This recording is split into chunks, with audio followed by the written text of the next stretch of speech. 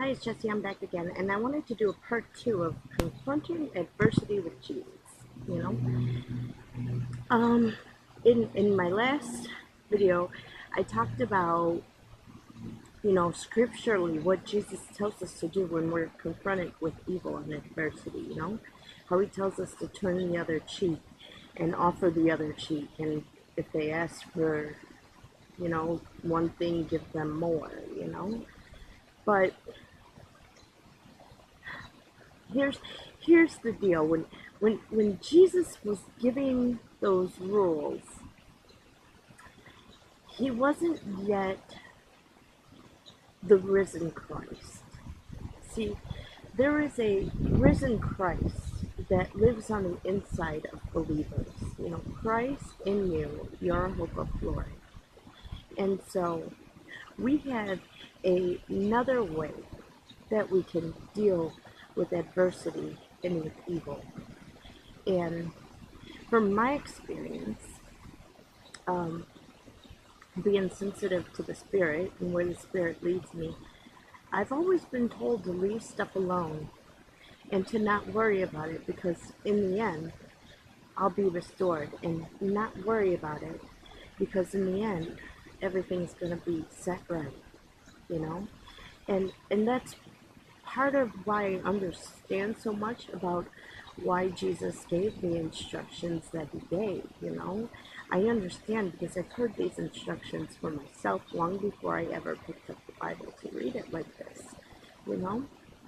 So one thing that I do when I'm faced with evil is I think back on the times in the past when I was faced with something, some kind of situation where my enemy was bigger than me and I had no recourse. You know, I had no way to fight back without being hit 7 times harder.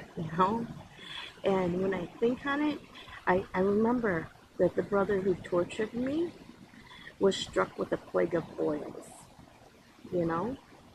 I think on it and I remember that the other brother who tortured me is plagued with seizures. So I don't want to say that these things happen because of what they did to me, but rather I would rather say that these things happen because evil gets its own reward. You sow seeds out into the world, and eventually you're going to have to eat the fruit of those seeds, and the fruit of those seeds is wrath, because that's what you're sowing out in the world. You're sowing destruction. So as I'm thinking on these things, I look unto God and I say, God, I trust you. I believe that you're a just God. And as I'm looking out into the world and I'm not seeing the kind of treatment coming to me that I want to see. I'm seeing people treat me like I'm wicked, like I have some kind of flaw, and mostly it's unmerited because they're like total strangers to me. But I have not yet sowed out those good things in the world. So I think that one of the things that we're supposed to do when faced with adversity and evil is to look at things and see how we can bring peace into the situation. You know, Jesus tells us that if our brother offends us, go to him, and confront him on the offense. And if he doesn't listen, bring a friend. And if he still doesn't listen, bring a priest. And if he still doesn't listen, leave him as he is and pray for him, because evil reaps its own reward. I read something the other day, and it said, to believe in Jesus is to believe that we are loved, and also that our salvation lies in learning how to love. As I think on these things, I think that the reason why evil is so prevalent is because people don't know how to trust in what is good. So they don't know how to extend love, and they don't know how to accept it. We can sow seeds into them all day long, but if they're paranoid that there's poison along with that privilege that you're giving them, then it's not going to mature into good fruit.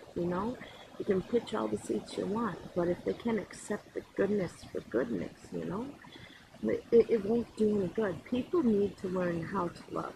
And so one of the first things we can do is let them know that they are forgiven. That you don't hold anything against them. Vengeance belongs to God, and we don't want to take his place.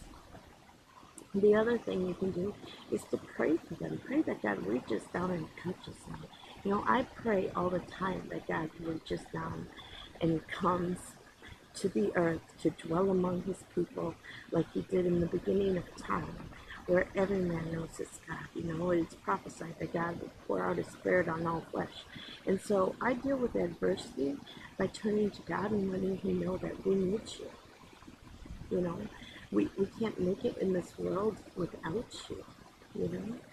So I feel empowered by doing that because I know that this is what he wants. He wants us to cry out for that to him.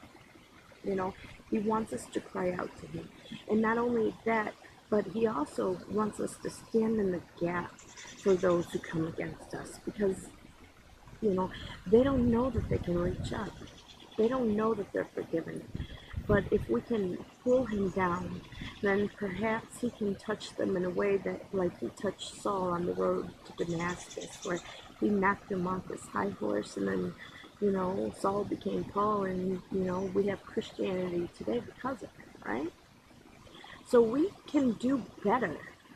We can do better than this, and to recognize, when we're faced with adversity, recognize why we're being faced with adversity.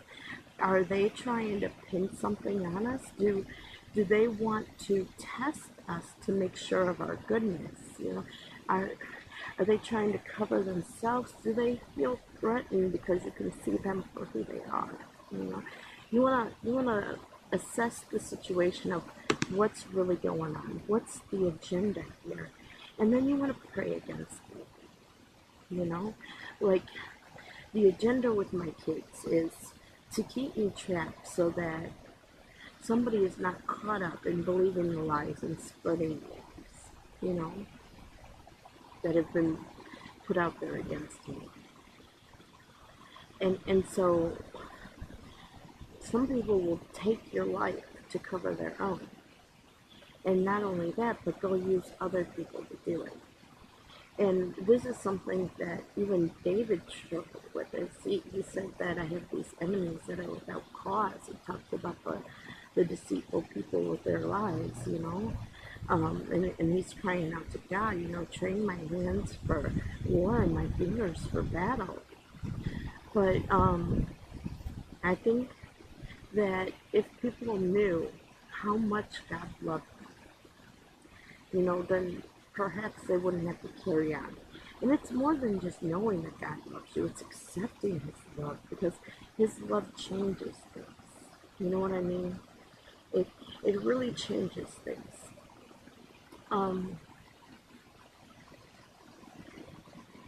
Some of us feel unworthy of God. Unworthy perhaps because we have sin in our life. Unworthy, and so we deny the existence of God, because if he's not for me, then he doesn't exist. But the thing that you have to realize is that God is for everyone. And that wicked tree that's sprouting up in you and making you do all these nasty things, it's the result of a seed that was sown into you. And sometimes you have to ask God to uproot that tree and cast it into the sea, because he promises that he'll give you a soft heart for your hard stone. He promises you that he'll give you the oil of joy for mourning, Don't worry about being cut down, because if a tree is cut down, there's hope that it will sprout again, right?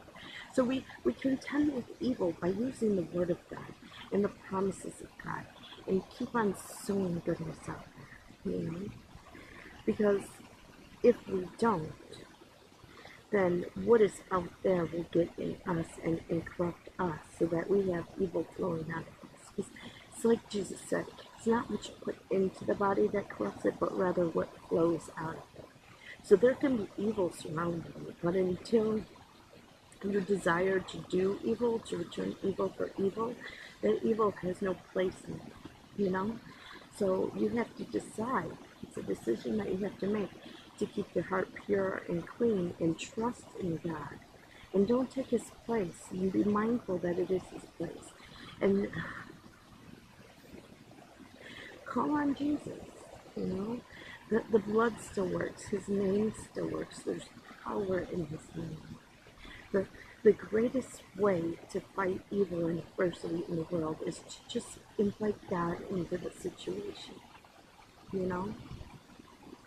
I gave a testimony last week where I called on Jesus, I called on Jesus, I called on Jesus. And someone rebuked me saying, what's Jesus going to do for you?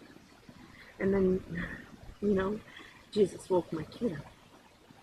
So when you look at his miraculous, magnificent ways, you have to understand that just because he doesn't do these big extravagant shows doesn't mean that he's not moving in your midst. Doesn't mean that he's not moving in your situation to work all things to your good, for your good, you know? So you have to keep on trusting and keep on believing. And even if you don't see that big,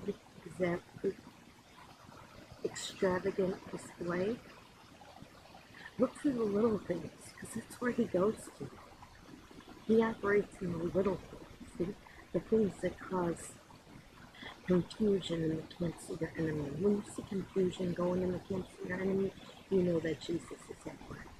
And you can give thanks to him because you've invited him in. So though you still have the enemies around you, when you see that confusion in your camp, you can rest assured that it won't be long before they're drawing their own swords and cutting each other down. You don't have to worry about them because God has his own way. You know, the holes that the evil men dig are the holes that they fall into. And you got to trust in that and contend for that, right? And that's about all I got for you today. Have a good day.